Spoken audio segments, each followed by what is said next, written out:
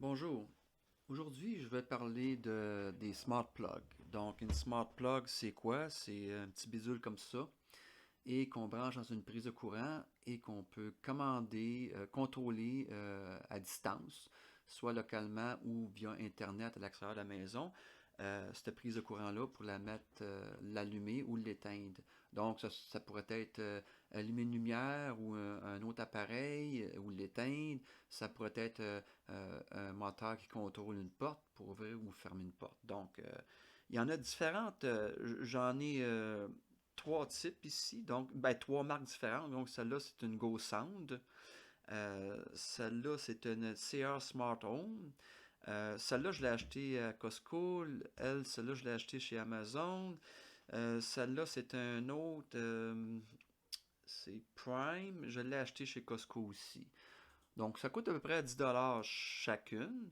Et ça vient en package de 2, 3, 4, ça dépend. Et si on regarde qu'est-ce qui fait qu'une smart plug fonctionne, bon, évidemment, tu as tout le côté électricité pour donner le bon courant. Ils sont à peu près pas mal en moyenne, ça fournit 10 ampères au maximum. Tu peux en avoir plus que ça, mais de façon générale, c'est à peu près 10 ampères que ça fournit sur du 120 volts. Donc, en Amérique du Nord, ça fonctionne. Et qu'est-ce qu'il y a à l'intérieur? C'est une puce Wi-Fi. C'est pas une puce, c'est un chip, un petit board Wi-Fi qui te permet de communiquer avec. Donc, j'en ai trois types ici. Donc, ça, c'est la façon la plus. Celle-là, c'est le board qui est le plus simple. C'est dans la première version. Je pense que c'est un ESP. J'arrive pas à le lire, c'est trop petit, là, mais je pense que c'est ESP01. C'est tout le même module, ça part tout du ESP 8266. Puis là, à partir de là, il y a plusieurs versions jusqu'à ESP 32, puis etc. etc. Lui est un peu plus évolué et il y a plus de pins qu'on pourrait contrôler plus de choses avec. Donc, c'est un autre modèle. Et ici, ben, c'est une smart plug. En réalité, c'est celle-là que j'ai ouverte. Donc, je l'ai ouverte et c'est ça qu'on a à l'intérieur. Donc, j'imagine que le module Wi-Fi, c'est celui-là, mais il ressemble en rien à tout ce que j'ai ici. Donc, mais j'imagine que c'est celui-là ici. Bon, anyway, c'est pas ça mon but, là. Le but du vidéo, c'est d'expliquer les dangers d'utiliser ces smart plugs-là à l'intérieur d'une maison. Et pourquoi que c'est dangereux? Bon, mais avant tout, je vais vous montrer de la faction que le papa device, donc ce que j'ai développé ici chez moi. Donc un papa device ou un mama device, ben, c'est un boîtier électronique qui comporte plusieurs composantes et qui aussi permet à travers le réseau local de contrôler ces smart plugs-là ici. Donc présentement, j'en ai deux ici.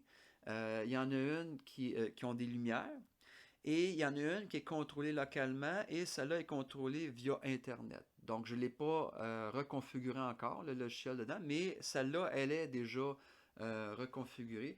Puis le but du vidéo, c'est de vous montrer comment reconfigurer ces petites plugs-là pour éviter ce que je vais vous expliquer plus tard. Donc, pour l'instant, je vais vous montrer que si je clique ici, par exemple, ça va allumer la lumière qui est ici. Et si je reclique dessus, puis là, ici, je vais pouvoir voir que effectivement, ça a bien fonctionné, puis elle est vraiment à on, elle est vraiment allumée. Et si je reclique dessus encore, elle va s'éteindre, et effectivement, ce qui va arriver, c'est que ça va s'afficher ici comme étant off. Donc ici, on a je veux dire, ça fonctionne pour vraiment pour vérifier que ça a été bien allumé ou que ça a bien été mis à éteindre. Donc, pour vous montrer que ça marche vraiment comme il faut, j'ai ici, sur la ligne de commande en bas, à droite, donc ici, je vais, parce que je connais l'adresse IP directement sur une ligne de commande, donc je vais vous montrer que je peux la mettre à on, donc l'allumer. Et c'est ce qu'on voit ici. Et j'ai mon retour de commande. Donc la commande, c'est tout ça ici. Et le retour de la commande, si ça a fonctionné, c'est ça que je vais voir. Donc, si je vois ça, donc je vais pouvoir savoir qu'elle a été elle a été alimentée correctement. Si je veux la mettre à off, donc je vais la mettre à off ici en tapant la commande off à la fin. Et là, elle va s'éteindre. Et là, je vais recevoir mon retour le retour de la commande pour la mettre à off, que ça a bien marché. On voit ici dans le code, c'est en PHP, donc on voit que quand je suis sur le site web qu'on a vu tantôt, je vais vous le remontrer encore. Donc quand je suis ici, en fait, c'est ce code-là ici qui est exécuté. Donc là-dedans, ça va envoyer une commande et le retour de la commande va être vérifié pour être sûr que l'état a bel et bien changé avant d'afficher euh, la réponse sur le site ici. Là. Donc, cette réponse-là, elle a été vérifiée, puis ça a été vraiment validé comme quoi elle a été mise à off ou elle a été mise à on. Donc, c'est le code qu'on voit ici. Là.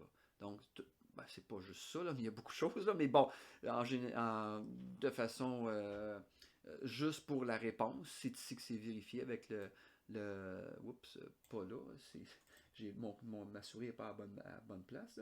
C'est ici qu'on exécute le code avec l'adresse qu'on a obtenue via l'interface web. Donc, ça fonctionne. Bon, là où ce que je vais en venir, ben, ici, c'était pour vous montrer que, bon, le Papa Device fonctionne comme du monde, dans le bon sens du monde, avec l'interface usagée via un smartphone ou via un navigateur sur un ordinateur ou un laptop. Bon, c'est le même principe. Ça fonctionne, ça valide et ça affiche la bonne affaire. Bon, là où ce que je veux en venir, c'est qu'une smart plug, on est très très loin de la sécurité.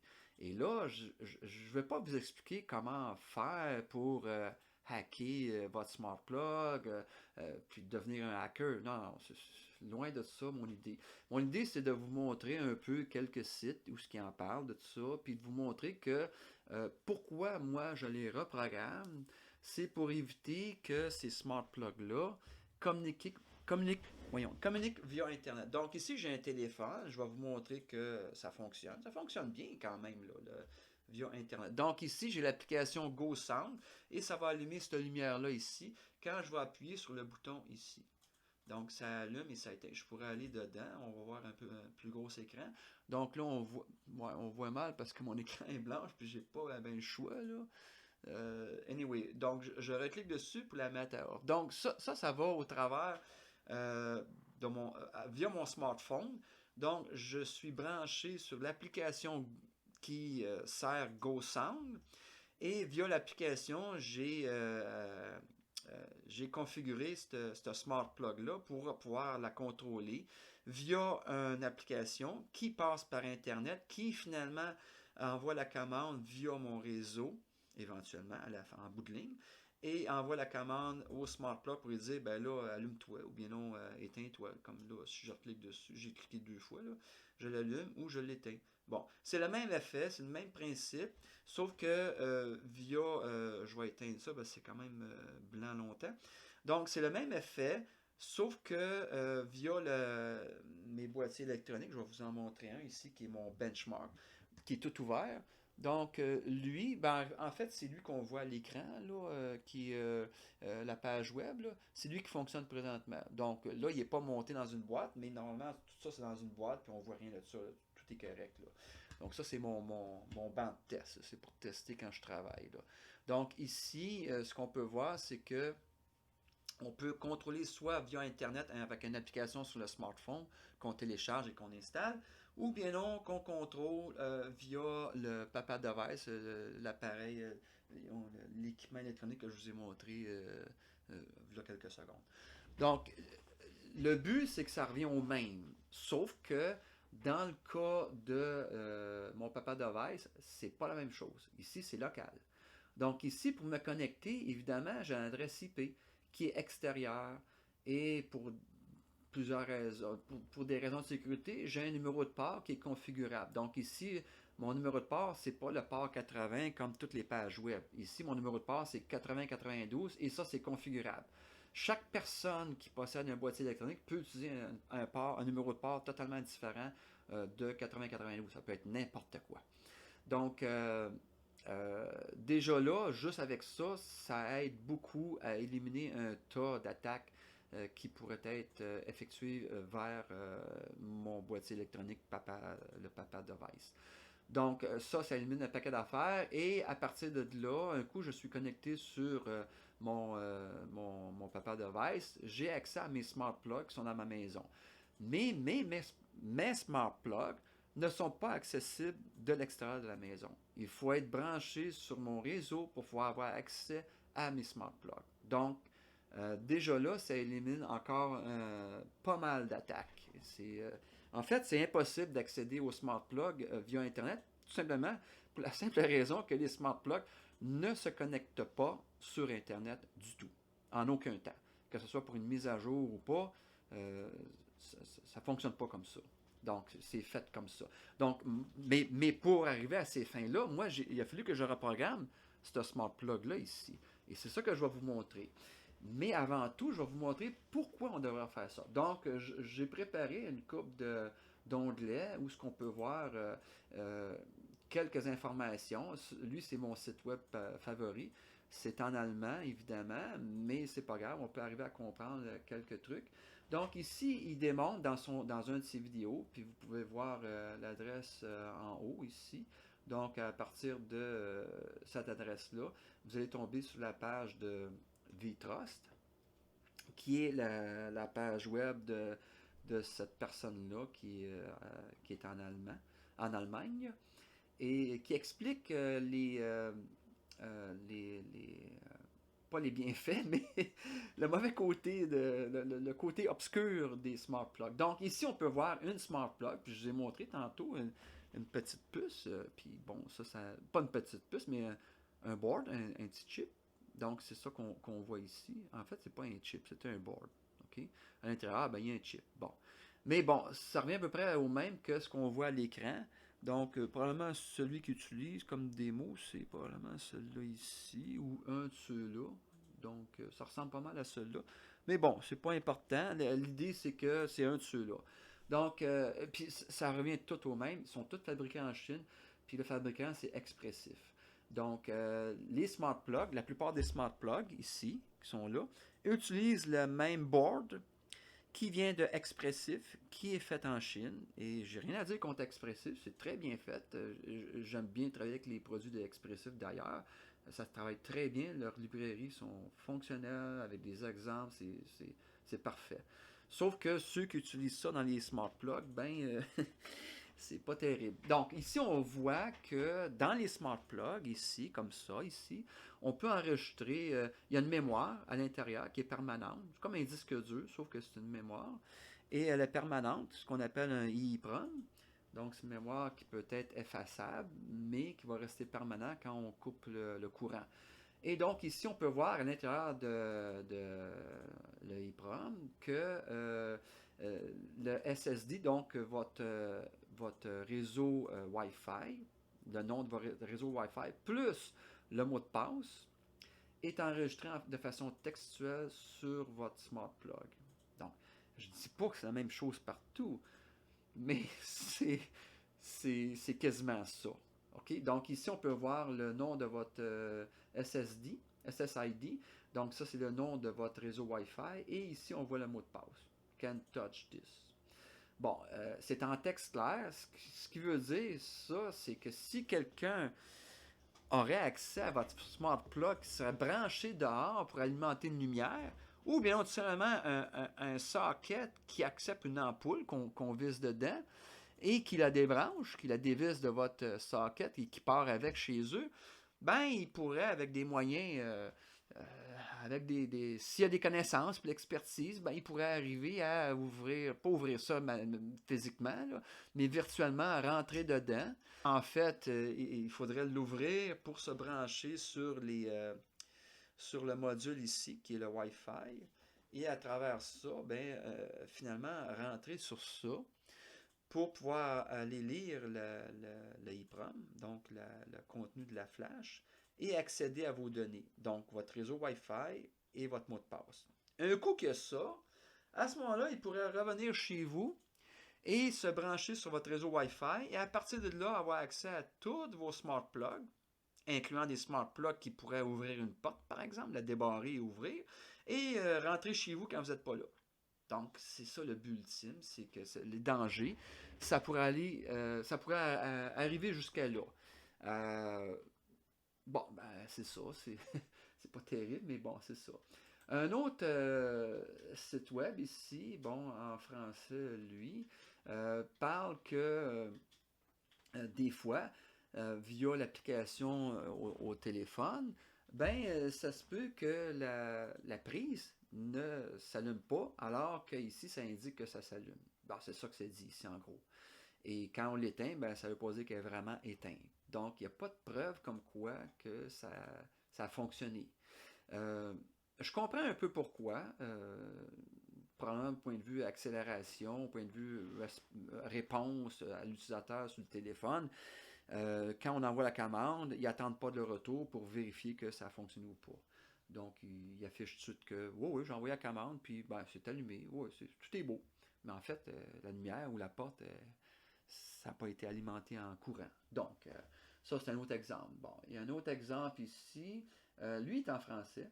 Et le deuxième ici est en français. Bon, ici, comme qu'on a vu avant, dans celle-là, où ce qu'on voit de façon en texte clair, que dans la mémoire de le board Wi-Fi, on voit en texte clair que le mot de passe et le nom de votre Wi-Fi est écrit.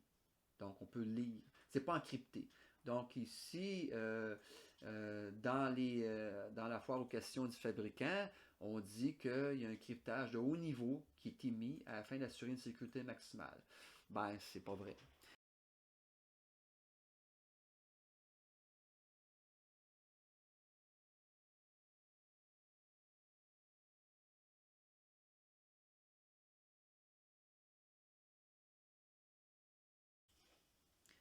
Maintenant, on va essayer de reprogrammer une smart plug qui est déjà programmée avec GoSun. Donc, pour ce faire, on va vérifier que la smart plug elle marche vraiment avec celle du téléphone. Je vais vous montrer ça. Donc ici, si je pèse ici, ça allume la smart plug. Si je pèse ici, ça l'éteint. Donc on voit que ça, c'est l'environnement de GoSun qui passe par Internet. Puis on va essayer de voir si on ne peut pas reprogrammer ce smart plug-là ici. Donc on n'est pas supposé de pouvoir réussir, mais je veux essayer pour voir si ça marcherait. Donc, je pense que qu'est-ce que je vais faire? Je vais me déconnecter de là pour m'assurer que ça intervient nulle part. Et ici, je vais essayer de la mettre en mode AP pour voir. Donc, en mode découverte, puis qui va s'afficher en tant que AP. Ben oui, ça marche. Et là, ben, je suis surpris. Fait que là, on va partir le programme pour réécrire sa flash. Donc, on va voir ce que ça va donner. J'ai bien hâte de voir ça.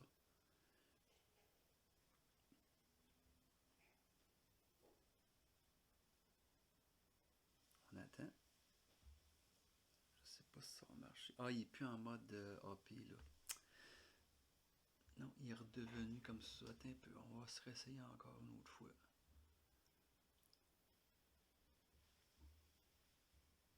À moins qu'il l'était correct. On va le laisser aller.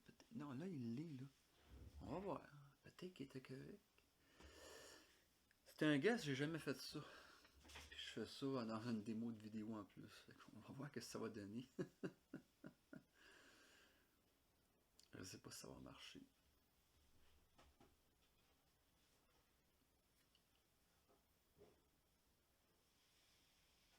Non, je sais pas si il est en mode AP. Ah, j'aurais dû me connecter ici avant. Je ne m'étais pas connecté sur mon VTROS. Mais bon, je pense que je vais le repartir puis je vais réessayer tout au complet. Ouais, je sais sais pas. Ouais, je vais le repartir.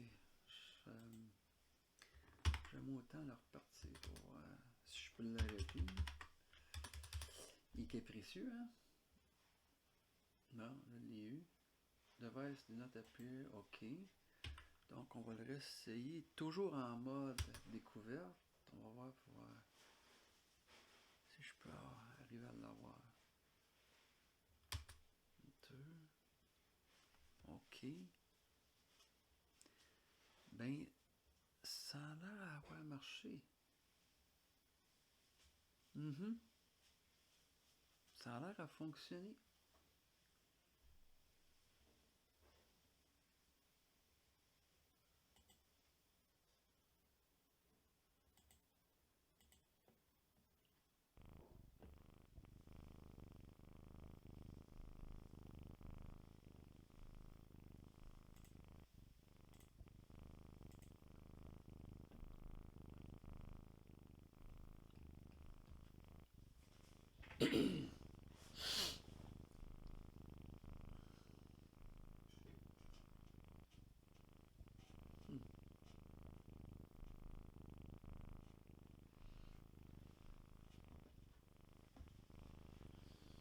Aucune idée ce qu'il fait, mais bon. On va laisser aller. Tout d'un coup que.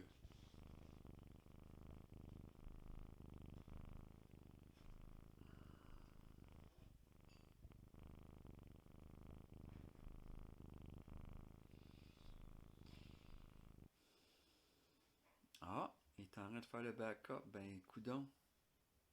C'est en train de fonctionner. C'est en train de fonctionner. Là, il fetch le firmware. Donc, ça veut dire qu'il va aller chercher le logiciel qui est dans la Smart Plug pour en faire un backup sur le Raspberry Pi. Un coup qu'on a fini ça, il va reprogrammer. Ben, il va me demander avec quel load que je veux le reprogrammer. On va choisir tasmota.bin. Et voilà. Donc là, je vais choisir le numéro 2. Et est-ce que je suis sûr que je veux le faire? Parce que là, on ne peut pas revenir en arrière un coup qu'on répond oui. Mais moi, je vais répondre oui parce que je ne veux pas revenir en arrière. Et là, c'est parti.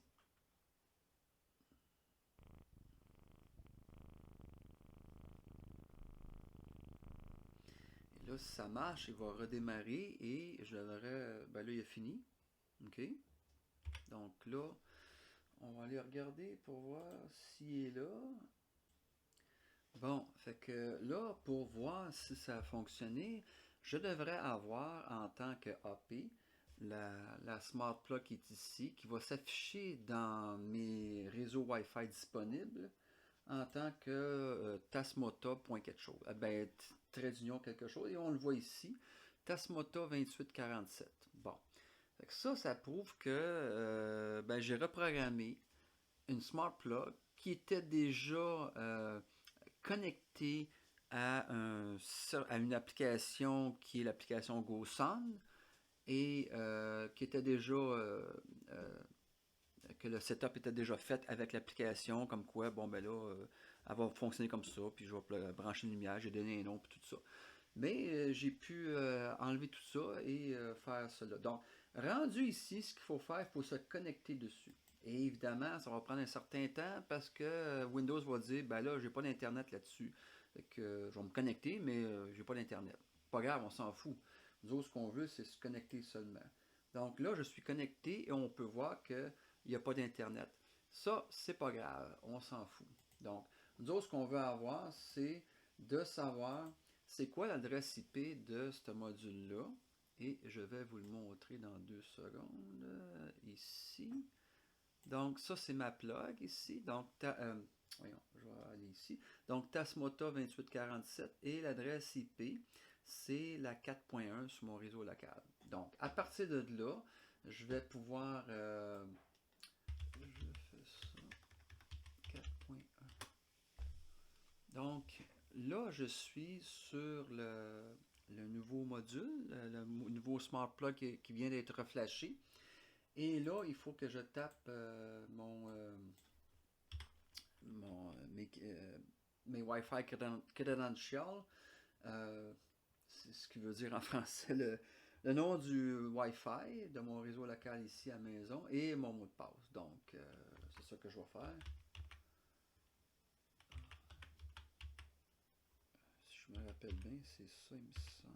Mais je suis pas sûr. Il est mieux d'être sûr. Attends un petit peu. Attends un petit peu. En attendant, on va changer ça pour le mot Sonoff. On l'appelle 9903. Et on va revenir ici. Je vais aller voir mon mot de passe. Comment ça s'écrit cette affaire-là, qui est long comme le bras. Je pourrais mettre deux accès à des réseaux locaux.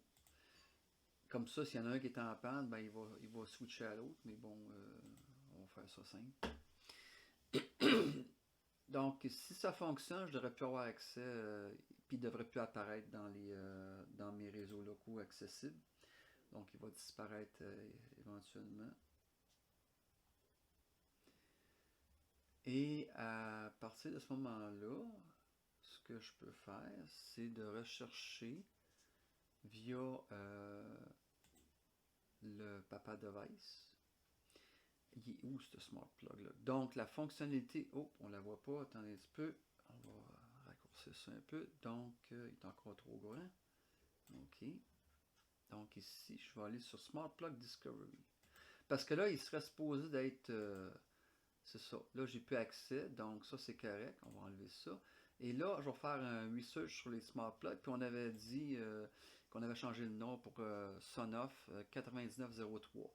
Mais il apparaîtra pas, ça c'est à l'interne seulement, c'est pour mes propres besoins via le Papa Device, ou bien non, en réalité c'est le hostname, mais c'est pas le friendly name. Donc c'est pas comme genre un nickname, un surnom qu'on donnerait à quelqu'un. Ce qu'on va voir, ça va être probablement Sonoff seulement. Et là, je vais vérifier dans mes réseaux pour voir si on le voit. Oh, on le voit toujours. Donc ça n'a pas marché le... Attends un peu, on va aller voir ici. Non, c'est ça, ça n'a pas marché le... Bon, on a à faire une vraie démo parce que ça marche, ça n'a pas marché. Ok. Attends un peu, toi, ce serait pas ça? Non, c'est pas celui-là. Non plus. Vitesse moto lumière, non, c'est pas celui-là. Bon, ben, on va se reconnecter dessus. Dépendamment du nombre de smart plugs qu'on a à la maison, ça prend à peu près 60 secondes à 90 secondes pour faire le tour de toutes les connexions possibles de mon réseau. Donc, il y en a jusqu'à 254 maximum. Mais en fait, ça devrait être 253. Donc, on va attendre, on va être patient. Et voilà. Bon, ben je ne l'ai pas. Il n'est pas là. Non. Ça, c'est un autre, ça. C'est pas celle-là. T'es un peu, ça devrait être celle-là, d'abord.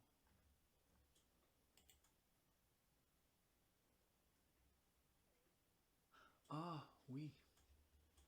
183. Et pourtant, j'ai écrit Sonoff dessus. Ah, j'ai pas écrit Sonoff, c'est vrai. Ah. Bon, je me suis trompé. Ça a marché finalement. C'était Tasmota tout seul. J'ai un autre Tasmota en quelque part. C'est celui-là ici. Parce que j'ai pas changé le nom encore. J'ai seulement affiché juste enregistré les mots de passe, le nom de... On recommence. J'ai seulement enregistré le nom du Wi-Fi et le mot de passe pour que la Smart Plug puisse se connecter. Donc, j'ai pas configuré encore au complet ce qu'il y a à configurer. Donc, c'est pour ça que le nouveau Smart Plug que je viens de reprogrammer, il fonctionne pas parce que j'ai pas programmé justement qu'est-ce qu'il faut programmer. Donc, le module, Donc ici, ben, je suis censé, parce que j'ai pas moins de penser, c'est tout déjà fait. Ça s'appelle, dans les choix que j'ai, ça s'appelle GoSound. Fait que j'ai pas à programmer chaque pin séparément, puis à savoir c'est laquelle qui est la bonne, puis c'est quoi que c'est supposé de faire, parce qu'ils sont tous différents. Donc ici, je vais juste choisir GoSound, puis je fais Save, puis à ce moment-là, il va rebooter évidemment. Puis à ce moment-là, je vais pouvoir allumer ou éteindre la lumière facilement sans problème. Donc là, j'attends qu'il redémarre. Il a redémarré, il est en off. Et là, je l'allume et on peut voir que ça l'allume et ça éteint. Bon. À ce moment-là, ici, et on peut aller voir d'autres choses. Donc, le friendly name ici, le nickname, le surnom, c'était Tasmota par défaut. Donc, je me suis trompé tantôt quand j'ai dit son off, là. C'est parce que je ne l'ai pas changé encore. Mais on peut passer par autre chose que d'aller directement sur le Smart Plug. On peut passer par le Papa Device, qui est plus simple. Donc, on va ici. Donc, on voit que c'est Tasmota Off. Bon, j'en ai plusieurs Tasmota que j'aurais dû changer les noms, que ce soit moins mêlant.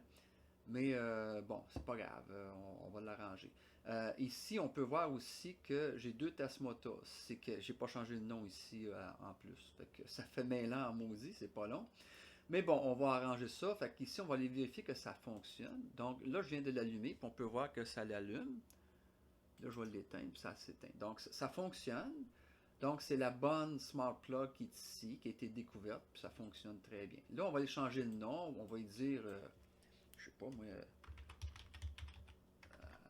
nouvelle plug avec lumière. Nouvelle plug, tiens. Bon. Et là, je vais dire, OK, on update ça. Puis quand on va revenir, on va pouvoir avoir le nouveau nom qui va être là, qui s'appelle Nouvelle Plug. Bon, là, je reviens dans mes Smart Plugs. Et Nouvelle Plug est là, et je l'allume, je l'éteins, ça fonctionne, tout est beau. Fait que ça, c'est fait. Et ben, ça conclut comment reprogrammer une Smart Plug du début à la fin. Avec, ça inclut l'installation de logiciel, etc., etc. Tout est là. Et les pourquoi. J'espère que vous avez aimé la vidéo. Je sais que c'est un très très long vidéo, mais euh, comme la plupart des vidéos sont souvent un feu d'artifice, t'as pas le temps de voir les lumières, comment ça a été fait, puis etc., toutes les étapes, puis quand la personne se mêle en plus, qu'est-ce que tu fais, parce que quand, admettons que tu pars d'une vidéo de même avec des feux d'artifice, puis tout est beau, tout est parfait, ça marche tout le temps, ouais, c'est pas une vraie démo. C'est toujours arrangé avec le gars des vues. Mais moi ici, je voulais faire une vraie vidéo qui démontre avec les erreurs que je peux faire, même si je connais ça. Imagine quand vous êtes débutant, vous commencez avec ça, vous allez en faire des erreurs. Ça va vous prendre une éternité pour pouvoir reprogrammer une plug. Ben, ça vous démontre que dans la vidéo, moi-même, je peux me tromper, puis je découvre des affaires en même temps, que je dis, oh, ben, regardons ça, j'avais oublié ça, puis j'ai oublié de peser sur le piton, j'ai oublié de répondre oui, puis etc. Fait que je voulais vous montrer une vraie démonstration de comment reprendre une smart plug, mais vraiment du début à la fin, dans toutes les étapes possibles, incluant les erreurs qu'on peut faire. C'est sûr que j'en ai pas fait par intention. Ça a été des erreurs vraiment au hasard que vraiment je me suis carrément mêlé dans dans ma propre démonstration. Puis c'est bon, parce que ça vous montre que c'est pas une démo truquée, arrangée avec le gars des vues. Fait que ben sur ce, ben à la prochaine. J'espère que vous avez aimé la vidéo. Et c'est tout. Moi, j'ai rien à vendre là-dedans. J'ai aucun profit à faire. C'est juste simplement vous démontrer les dangers des smart plugs puis comment les reprogrammer. Fait que sur ce, à bientôt.